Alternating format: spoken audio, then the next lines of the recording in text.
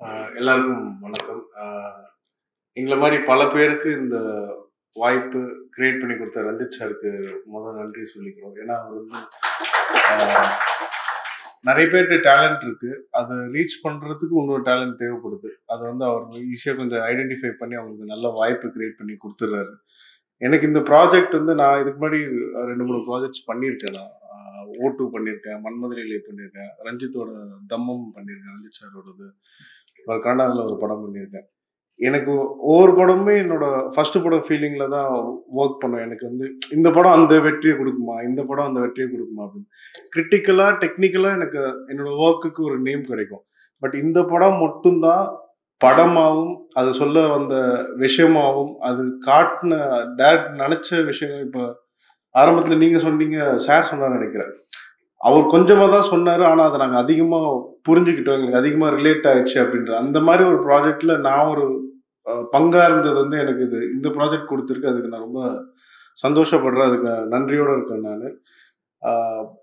ரொம்ப சேலஞ்சிங்கான ஒரு ஃபிலிம் தான் அதை ஷூட் பண்ணுறதுக்கு. ஸ்போர்ட்ஸ் ட்ராமா அப்படின்றப்போ எனக்கு கொஞ்சம் ஸ்போர்ட்ஸ் அவே, அதுவும் கிரிக்கெட் வந்து எனக்கு கொஞ்சம் அவேயான ஒரு சப்ஜெக்ட். பட் அதை எனக்கு கொஞ்சம் அவர் சுலபமாக்கிட்டாரு.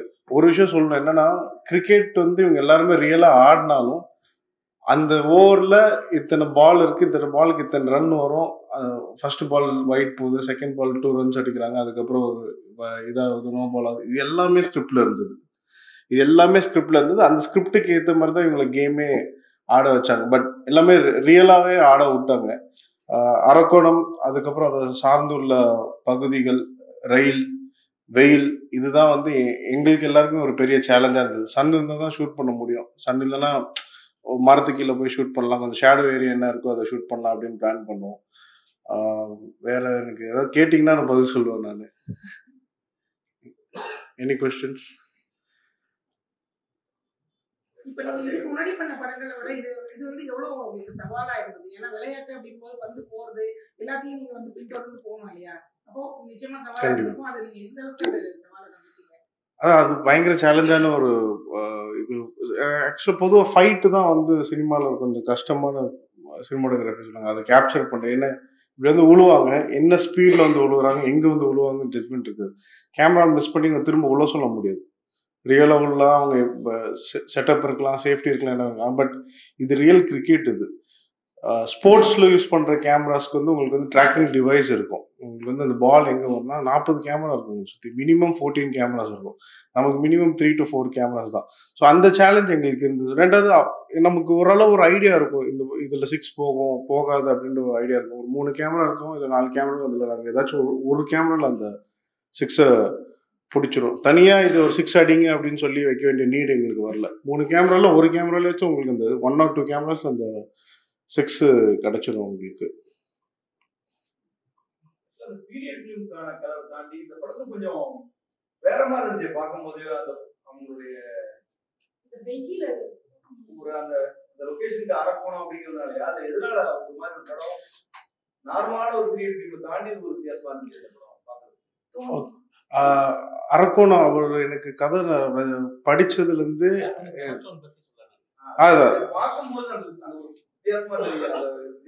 அது அரக்கோணம் வந்து நீங்க அரக்கோணம் போய் பார்த்தீங்கன்னா அந்த வெயில் வந்து வேலூர் வெயில் வந்து நம்ம சென்னையில டக்குன்னு பேசுவோம் வேலூர் வெயில் அப்படின்னு சொல்லுவோம். பெங்களூர் தாண்டி பெங்களூர் வரைக்கும் போற வரைக்கும் இந்த வேலூர் மட்டும் ஹீட்டா இருக்கும், அதுக்கப்புறம் கொஞ்சம் கூலா மாறும். அதுக்கு ஈக்குவலா தான் அரக்கோணமும் இருக்கு. பட் அங்க இருக்க அந்த அங்க வந்து கிரீன்ஸ் கொஞ்சம் கம்மி. உங்களுக்கு வந்து அந்த பச்சை விவசாயம் சம்பந்தப்பட்ட விஷயங்கள் அங்கே வந்து வேற மாதிரி இருக்கு. அதை விட அங்கே ரயில்வேஸ், கிரவுண்டு, செங்கல் சூளைகள், இந்த மாதிரி விஷயங்கள் சுற்றி நிறைய இருக்கு.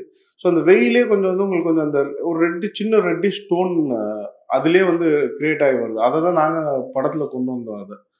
ஸோ உங்களுக்கு அந்த ஆந்திரா பார்டர் கிட்ட இருக்கிற ஒரு ஊர் இல்லையா அது, அந்த சைடில் பார்த்தீங்கன்னா உங்களுக்கு ஸ்கின் டோன் கொஞ்சம் அப்படிதான் இருப்பாங்க. அவங்களுக்கு வந்து வெயிலில் ஹியூமிடிட்டி இல்லாமல் இருக்கீங்கன்னா உங்களுக்கு அந்த வேர்வை வந்து உங்களுக்குள்ளேயே தான் ஸ்டே ஆகிட்டே இருக்கும். இப்போ சென்னை மாதிரி ஊர் வந்து பார்த்தீங்கன்னா பக்கத்தில் இருக்கும், நமக்கு ஈஸியாக வேர்த்துரும். அந்த ஒரு டிஃப்ரென்ஸ் இருக்கும்.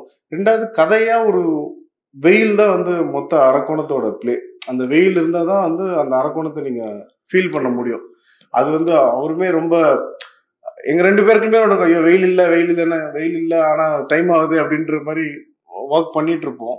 ஸோ இந்த வெயில் மேக்ஸிமம் வெயிலில் தான் எல்லா ஷாட்டும் இருக்கும். 100 ஷாட்டில் 80 ஷாட் வெயிலில் தான் இருக்கும். வெயில் இல்லாதது தான் நாங்கள் கொஞ்சம் கஷ்டப்பட்டு எடுத்துகிட்டு இருப்போம். சரி வெயில் இதை எப்படியாச்சும் மேட்ச் பண்ணலாம் இதை அப்படின்ற மாதிரி ஒர்க் பண்ணுவோம். டோன் வந்து இந்த பீரியட்னால உங்களை ரொம்பவும் பீரியட்னு கொண்டு போய் டீசாட் பண்ணி எல்லாத்தையும் அமுக்கி கலர்லெஸ்ஸாக கொண்டு போய் விட விரும்பலை. உங்களுக்கு வந்து க்ளோசர் டு நீங்கள் பார்க்கும்போது உங்களுக்கு வந்து அது கொஞ்சம் பக்கத்தில் இருக்கிற ஒரு ஃபீல் வரணும். இந்த இவ்வளோ கேரக்டர்ஸ் எல்லாத்தையுமே நீங்கள் உணர்கிற மாதிரி ஒரு ஃபீல் வரணும். கொஞ்சம் நம்ம பக்கம் லைவாக பார்க்குற ஃபீல் வரணும்னா அந்த பர்டிகுலர் டோன் நாங்கள் ஒர்க் அவுட் பண்ணோம். அது ஒர்க் ஆகிடுச்சு. அது ஆக்சுவலாக ஒரு ரெட்டிஷ் வார்ம் டோன் ஒன்று ஒர்க் பண்ணோம். அது வந்து உங்களுக்கு க்ளோசர் டு லைஃப் ஃபீல் கொண்டு வந்துச்சு. அது அதில்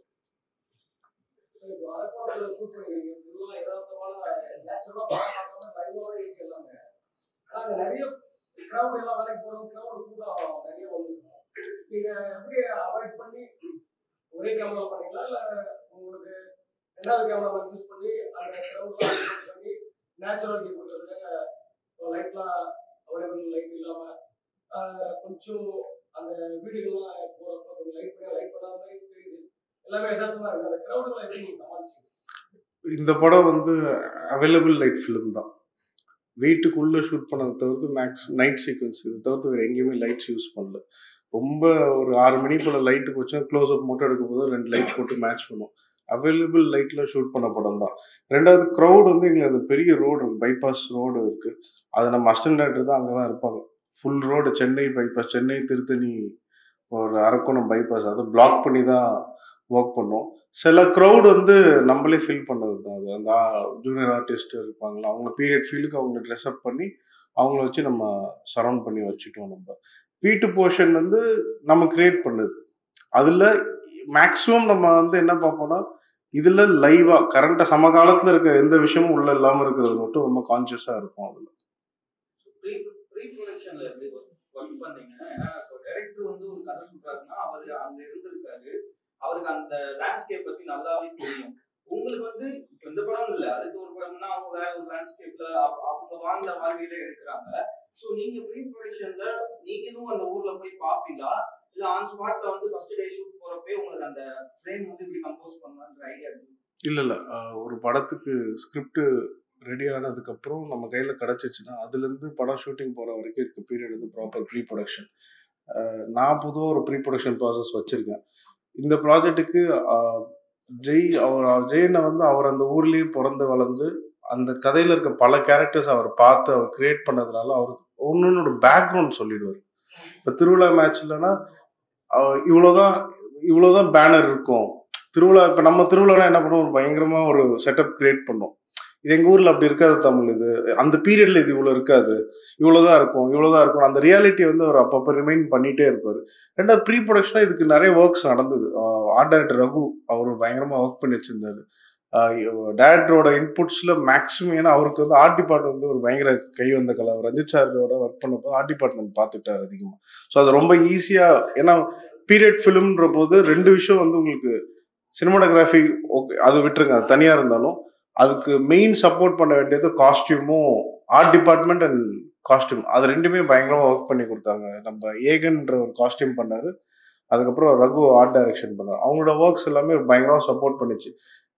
ஸ்கிரிப்டில் இருக்கிற விஷயத்த ரொம்ப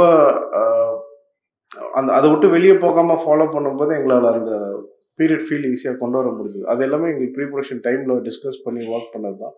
லொக்கேஷன் நிறைய வாட்டி போய் பார்த்தோம். அந்த சன்னை அண்டர்ஸ்டாண்ட் பண்ணேன் நான் அந்த சன் எப்போ வருது, எப்படி போகுது, அந்த வெயில் வந்து அந்த கிரவுண்டில் பட்டால் அது ரிஃப்ளெக்ஷன் என்ன கலரில் வருது. இப்போ நார்மலாக வர அந்த செகண்ட் ஹாஃபில் வர மேட்சஸில் இருக்க வெயில் டிஃப்ரெண்ட்டாக இருக்கும். திருத்தணி நடக்கிற மேட்சஸோட வெயில் கொஞ்சம் டிஃப்ரெண்ட்டாக பளிச்சுன்னு இருக்கும். அது இங்கே இருக்கிற மேட்சஸோட வெயில் கொஞ்சம் டிஃப்ரெண்ட்டாக இருக்கும். அந்த 2 கான்ட்ராஸ்ட் டிஃப்ரென்ஸ் கொண்டு வருது. இது எல்லாமே அங்கே நம்ம லைவாக ஹோம்ஒர்க் பண்ணி அண்டர்ஸ்டாண்ட் பண்ணது தான். Okay, thank you.